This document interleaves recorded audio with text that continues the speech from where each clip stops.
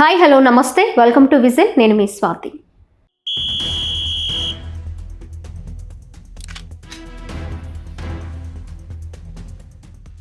AP మాజీ ముఖ్యమంత్రి YS Jaganmohan Reddy దాఖలు చేసిన ప్రతిపక్ష హోదా పిటిషన్పై హైకోర్టు కీలక నిర్ణయం తీసుకుంది. స్పీకర్ అయ్యన్న పాత్రుడు, శాసనసభ వ్యవహారాల శాఖ మంత్రి Payyavula Keshav, assembly secretary general Prasanna కుమార్లకు నోటీసులు జారీ చేసింది. జగన్ తన పిటిషన్లో అధికార ప్రతిపక్ష హోదా ఇవ్వాలని స్పీకర్ను ఆదేశించాల్సిందిగా హైకోర్టును కోరారు. ఇక గతంలో స్పీకర్ అయ్యన్న పాత్రుడు ప్రజలు ఇవ్వని ప్రతిపక్ష హోదాను తాము ఎలా ఇవ్వగలం అంటూ రూలింగ్ ఇచ్చిన విషయం తెలిసిందే. రాజ్యాంగం, అసెంబ్లీ నిబంధనల ప్రకారం ప్రతిపక్ష హోదాకు అర్హత లేదని స్పీకర్ స్పష్టం చేశారు. ఈ రూలింగ్ను సవాల్ చేస్తూ జగన్ హైకోర్టును ఆశ్రయించారు.